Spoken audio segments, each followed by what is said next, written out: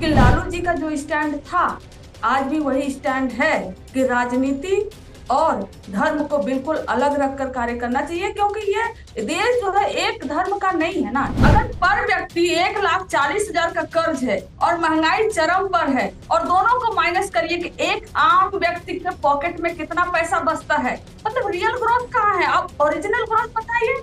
आप जो है सीधे सपना दिखाते हैं कि आदमी जब मर जाएगा तब का सपना आप दिखाते हैं 2047 तक। कितने नमस्कार, मैं हूं अजय प्रकाश।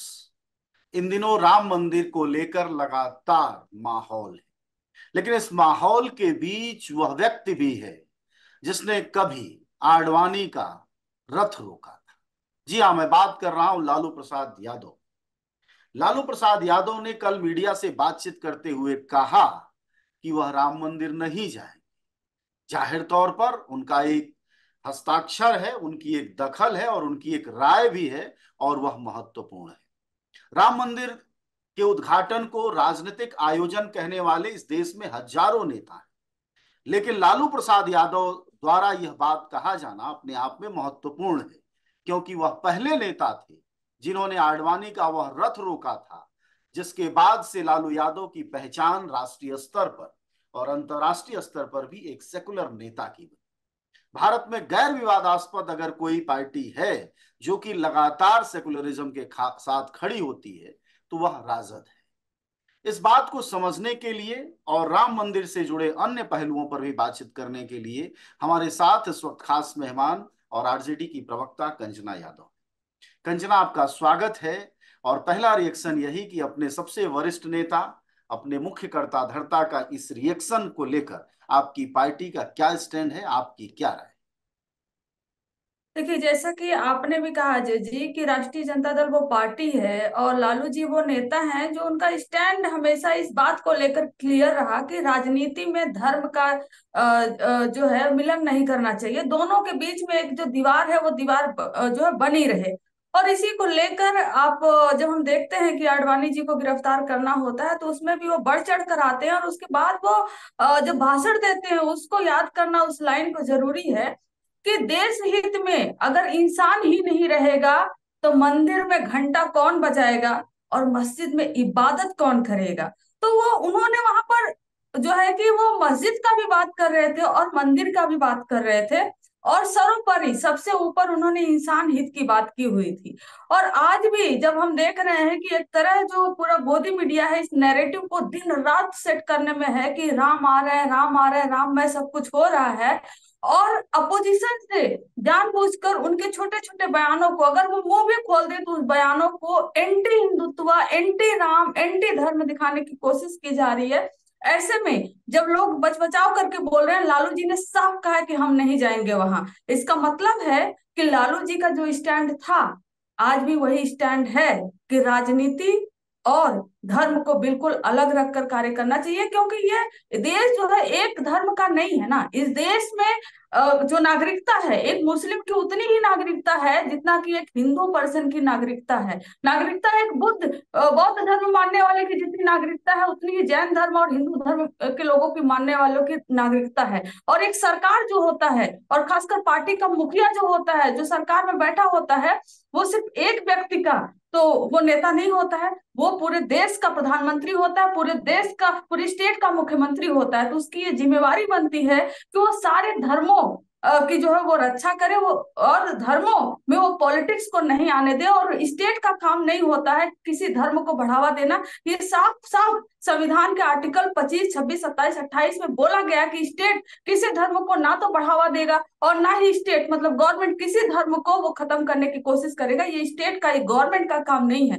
लेकिन जो पिछले समय से हम देख रहे हैं कि लगातार 2014 के बाद से और खासकर 2024 के इलेक्शन को मद्देनजर रखते हुए जिस तरीके से राम में माहौल बनाने की कोशिश की जा रही है वो बहुत ही खतरनाक है। और खतरनाक इस पॉइंट ऑफ व्यू से भी है कि दुनिया में जिस जिस देश ने इस रंग और रूप को अपनाया, राजनीति में धर्म को लाया, उस देश में तबाही आई ही आई है, सरकार गिरी ही गिरी है, और जनता जो है वो सरकार पर भारी हो गई है। क्योंकि आप किसी के आस्था से मजाक नहीं कर सकते। हमारा हो सके कुछ अलग तरीका हो और किसी दूसरे का कुछ अलग तरीका हो, और जब सरकार देखती है किसी चीज को एक एक नजरिए से देखती है, जी। तो ये जो है एक बड़ा संकट है, जिसमें लालू जी ने एकदम स्पष्ट कह दिया कि हम वहां नहीं जाएंगे, हम राजनीति को धर्म से बिल्कुल अलग रखेंगे। जी।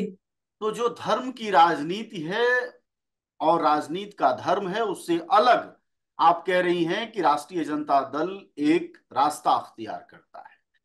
2024 का इलेक्शन है, आपकी पार्टी के पास, आपकी भी एक राज्य में सरकार है, वहां क्या रोड मैप है जिस पर आप कह सकती हैं कि नहीं साहब, हम देखिए विकास की राजनीति, जनता की राजनीति, जन मुद्दों की राजनीति, जनता की जरूरत की राजनीति करते हैं, न कि नफरत और बंटवारे की राजनीति।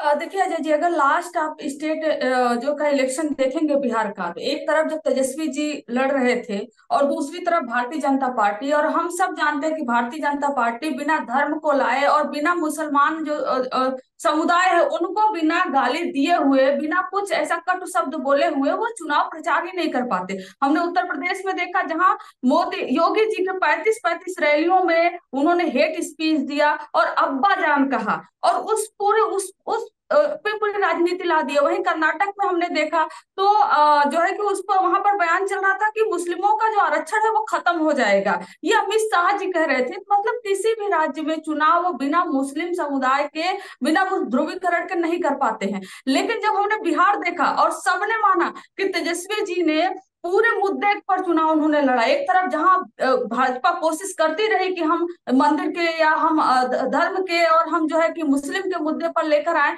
वहीं पर तेजस्वी जी ने बोला हम 10 लाख रोजगार देंगे। उन्होंने कहा हम सिंचाई जो है बुआई की जो है सरकार लेकर आएंगे, वो पढ़ाई की सरकार लेकर आएंगे, वो पूरी तरीके से इसी पर बोलते रहे, और एक बार भी हेट स्पीच जो है उन्होंने बिहार में आने नहीं दिया। तब इन्होंने तंज कसा कि 10 लाख नौकरियां कहाँ से दोगे आप, पैसे कहाँ से लेकर आओगे। और ये पूरा देश देख रहा है कि ये वर्ल्ड का एक रिकॉर्ड बन गया है कि 70 दिन में, मात्र 70 दिन में 2,17,000 सरकारी नौकरियां, शिक्षक भर्ती हुई मात्र 70 दिन में। और फिर अभी जो कल आया है, कैबिनेट ने जिस प्रस्ताव को मंजूरी दे दी है, उसमें कि 94,33,312 फैमिली को, मतलब हर घर के एक सदस्य को, उनका व्यवसाय जो असंगठित क्षेत्र है, जो अनऑर्गेनाइज सेक्टर है, उनमें व्यवसाय शुरू करने के लिए, जिसमें 62 व्यवसाय है, वो चाहे प्लम्बर का हो, चाहे महिलाओं के लिए ब्यूटी पार्लर का हो, चाहे वो इलेक्ट्रॉनिक्स की दुकान का हो, और तमाम तरह के उसमें व्यवसाय है, और बाद में और भी ऐड किए जा सकते हैं जरूरत के अनुसार। उनको शुरू करने के लिए राज्य सरकार 2 लाख रुपए दे रही है, और वो 2 लाख 3 चरणों में होगा कि आपको शुरू करने के लिए पहले 25% पैसा आपको दिया जाएगा, फिर जो है 50% पैसा दिया जाएगा, और फिर 25% पैसा दिया जाएगा। ये प्रोजेक्ट जो है पूरे 5 साल का है। मतलब 5 साल में 94 लाख फैमिलियों को, जो गरीब में है, जो चाहे किसी भी जाति से हो, चाहे अपर कास्ट से हो, चाहे ईबीसी से हो, ओबीसी से हो, एससी से, एसटी से हो, और जिस अनुपात में गरीब है उसी अनुपात में जो है रैंडमली सिलेक्ट किया जाएगा उतनी संख्या को, और उनको पैसे दिए जाएंगे ताकि वो अपना व्यवसाय शुरू कर सके। और जो ये हमेशा हर चुनाव प्रचार में देखते हैं, कहते हैं कि बिहार के लोग तो बाहर जाते हैं मजदूरी करने, बिहार के लोग तो ये करते हैं, ये बिना देखे हुए कि अगर साउथ में जाए, किसी और स्टेट में जाए, तो साउथ के लोग बाहर चले जाते हैं। और ऐसे ही नॉर्थ के कई सारे स्टेट में, ऐसा नहीं सिर्फ बिहार में, उत्तर प्रदेश में भी हर जगह है पलायन, अलग अलग शहरों में जाते हैं लोग। लेकिन बिहार को एक राजनीतिक मुद्दे के तहत इन्होंने बदनाम करने की कोशिश की, और उससे भी जो है लड़ने के लिए सरकार पूरा काम कर रही है कि अपना उद्योग वहीं पर लोग शुरू करेंगे, काम करेंगे। ये बिहार के लिए गर्व की बात है और गौरव की बात है। और सिर्फ शिक्षा विभाग में नहीं, अलग अलग विभागों में सरकार काम कर रही है, और सरकार ने वो काम किया जो किसी और ने नहीं किया। कास्ट सर्वे कराया और उसके आधार पर 75% आरक्षण को भी बढ़ाया। तो हमने देखा कि जो जो प्रॉमिस तेजस्वी जी ने किया था चुनाव के समय, तो पूरे प्रॉमिस फुलफिल कर रहे हैं, और उन्होंने कभी भी राजनीति में कभी धर्म का बयान नहीं दिया। तो अगला चुनाव भी 2024 में हमारा रोड मैप वही है जो 2020 में था, कि हम जनता के मुद्दों पर बात करेंगे, हम जनता के मुद्दों पर चुनाव लड़ेंगे। हम धर्म को, भगवान को, आस्था को, हम मंदिर मस्जिद, मुसलमान हिंदू, ये सब हम नहीं होने देंगे। हमारा रोड मैप बहुत क्लियर है, विकास का रोड मैप है, निवेश का रोड मैप है, सरकारी नौकरी का रोड मैप है, डेवलपमेंट का रोड मैप है। जी। जी। लेकिन क्या आपको लगता है कि प्रधानमंत्री मोदी का वह शब्द की रेवड़ी कल्चर बढ़ रहा है भारत में? बिहार जैसे राज्य जहां की लगातार राजकोषीय घाटा बढ़ रहा है, वैसे राज्य में 2 लाख रुपया दिया जाना गरीबों को, क्या यह रेवड़ी कल्चर से अलग है? यह कोई नया तरीका है? देखिए, प्रधानमंत्री नरेंद्र मोदी जी किस मुंह से बोलते हैं समझ नहीं आता। वही हमने देखा मध्य प्रदेश चुनाव, उन्होंने लाडली बहना स्कीम के नाम पर लड़ा था। और लाडली बहना स्कीम क्या था हम सबको मालूम है कि वोट के कुछ दिन पहले ही, चुनाव के कुछ दिन पहले ही उन्होंने महिलाओं के खाते में पैसे डलवा दिए। और फिर बाद में शिवराज सिंह चौहान जी को भी हटा दिया, जिसका ये प्रोग्राम था, जिनका ये स्कीम था। तो वो जो बांटते हैं तो रेवड़ी नहीं होता है। कोई और सरकार काम करती है तो वो रेवड़ी हो जाता है। और जहां तक कि बिहार सरकार ने क्लियर किया है कि यह कोई लोन नहीं है कि जो जिसको पैसा मिलेगा उसको चुकाना पड़ेगा, और ना ही ये कोई मुफ्त में बांटा जा रहा है। यह वो है कि आप आवेदन भरोगे, ऑनलाइन आवेदन होगा, आपकी मासिक आय अगर 6,000 रुपए से कम है, सरकार उसको, उस संख्या को, अगर ज्यादा आवेदन आ गया 94 लाख से ज्यादा, तो रैंडमली सेलेक्ट करेगी और उन परिवारों को 2 लाख रुपए देगी। तो ये 5 साल का प्रोजेक्ट है। तो इसमें कोई ना राजनीति है, ये डेवलपमेंट का काम है और ये बिहार के विकास के लिए काम है। उनको रेवड़ी कहाँ से दिखती है? कोई और वही काम करे। और ये जो कहते हैं कि हम 80 करोड़ लोगों को राशन देते हैं, तो आपको राशन देने की क्यों जरूरत पड़ती है भाई? आप नौकरी क्यों नहीं देते? वो रेवड़ी नहीं है। चुनाव के पहले पैसे भिजवा देंगे अकाउंट में, वो रेवड़ी नहीं है। लेकिन एक सरकार उद्योग शुरू करे अगर, जो अनऑर्गेनाइज सेक्टर में एक एक बड़ा ड्रीम है, एक बड़ा प्रोजेक्ट है, 94 लाख अगर रोजगार व्यवसाय शुरू होते हैं बिहार में, तो वो सबके कल्याण और हित के लिए विकास। बिहार जो है वो जीडीपी में बहुत अच्छा योगदान दे पाएगा। लेकिन वो रेवड़ी उनको दिख रहा है। तो ये राजनीति है। जो राम को बेच रहा है वो क्या कुछ नहीं बोल सकता है, तो वो बोलते रहेंगे और बिहार का विकास होता रहेगा। जी। जी। तो यानी कमंडल का मुकाबला मंडल का एक नारा था, लेकिन अब वह आगे बढ़ते हुए विकास, और वह 2024 चुनाव से पहले आपका कहना है कि बिहार में दिखाई देगा। आखिरी सवाल आपसे यह कि इन तमाम प्रयासों के बावजूद लगातार प्रधानमंत्री मोदी मजबूत होते जा रहे हैं, और उन्होंने कहा है कल ही एक भाषण में कि उन्होंने देश के 25 करोड़ लोगों को गरीबी रेखा से बाहर निकाल दिया है। 80 करोड़ से ज्यादा लोगों को वह अनाज बांट रहे हैं, 25 करोड़ लोगों को गरीबी रेखा से बाहर निकाल दिया है। आखिर यह क्या खेल है? यह सवाल आपसे इसलिए भी जरूरी है क्योंकि आपका भी राज्य गरीबी रेखा वाले मुख्य राज्यों में से एक है। देखिए अजय जी, जब ये प्रधानमंत्री जी या कोई भी बोलता है इस तरीके से, तो मुझे लगता है उनको सिंपल मैथमेटिक्स नहीं आती, कैलकुलेशन। जो a+b² a² + 2ab + b² बताते थे, उनको इतना भी कैलकुलेशन नहीं आता है कि 140 करोड़ लोगों का जो देश है, उसमें से 80 करोड़ लोगों को आप कहते हो हमने राशन दे रहे हैं, जरूरत आपको पड़ी है राशन देने की, और फिर कहते हो कि 25 करोड़ लोग उसमें से गरीबी रेखा से बाहर निकल गए। मतलब कि 140 करोड़ का हम निकाले परसेंटेज, तो उसमें से सिर्फ 4% लोग ऐसे हैं जो 70,000 से ज्यादा महीने का कमाते हैं। मतलब 56 लाख रुपए, 56 लाख लोग ऐसे हैं जो 70,000 से ज्यादा महीने का कमाते हैं। बचते हैं कितना? आप जो है कि 80 लाख, 80 करोड़ में 56 लाख जोड़ दीजिए, बाकी कौन सब है? या सिंपल सा कैलकुलेशन इनको नहीं आता है, किस तरीके से कैलकुलेट करते हैं। और जो ये एक और इनका है, ट्रिलियन घंटे ट्रिलियन इकोनॉमी की बताते हैं ये। कोई आएगा कहेगा कि 2025 तक भारत जो है वो 5 ट्रिलियन की इकोनॉमी बन जाएगी, पीयूष गोयल कोई हरी जो है वो आएंगे तो कहेंगे कि 2030 तक 10 ट्रिलियन की इकोनॉमी बन जाएगी। सीधे वित्त मंत्री कहती है, सीधे मनोरमा का जो है स्कीम बताती है कि 2047 तक जो है वो 30 ट्रिलियन इकोनॉमी की बन जाएगी। और मुकेश अंबानी जो है वो आएंगे, सीधे कहेंगे वो 40 ट्रिलियन की इकोनॉमी बन जाएगी।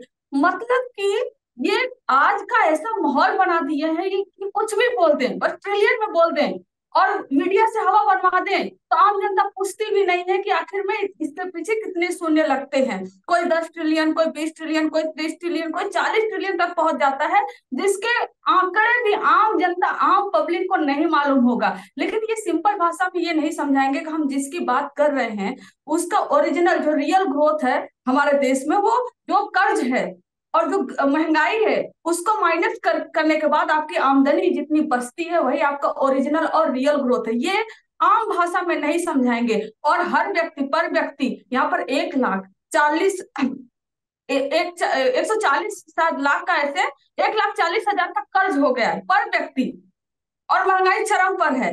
अगर पर व्यक्ति 1,40,000 का कर्ज है और महंगाई चरम पर है, और दोनों को माइनस करिए कि एक आम व्यक्ति के पॉकेट में कितना पैसा बचता है, मतलब रियल ग्रोथ कहाँ है? आप ओरिजिनल ग्रोथ बताइए।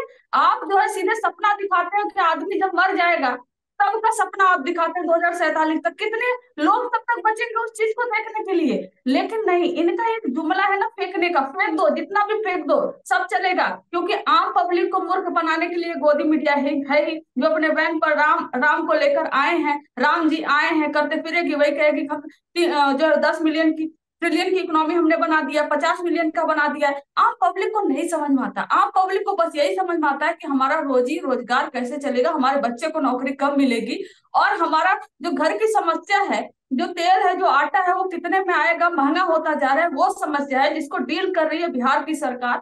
और जो गरीब परिवार है उनको पैसे दे रही है ताकि वो अपने व्यवसाय जो है वो शुरू कर सके। जी। जी शुक्रिया आपका बातचीत के लिए। हमारे साथ बातचीत कर रही थी आरजेडी की प्रवक्ता कंचना यादव। उनकी पार्टी के मुखिया और सबसे वरिष्ठ नेताओं में शामिल लालू प्रसाद यादव ने कहा साफ तौर पर कि वह राम मंदिर नहीं जाएंगे। जो राम को लाए हैं उनके राजनीतिक कार्यक्रम में नहीं जाएंगे।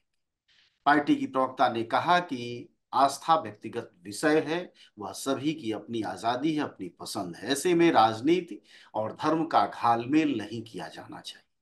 सिर्फ आरजेडी या आरजेडी की प्रवक्ता है नहीं, पूरे देश के लोग यह मांग कर रहे हैं, कह रहे हैं कि राम को राजनीतिक न बनाया जाए। लेकिन संयोग कहें या दुर्योग, वह एक राजनीतिक मुद्दा बन गया है। और ऐसे में लालू प्रसाद यादव का जिक्र जरूरी था, क्योंकि देश के वह पहले नेता थे जिन्होंने आडवाणी का रथ रोका था, यह हिम्मत की थी और जेल में डाला था।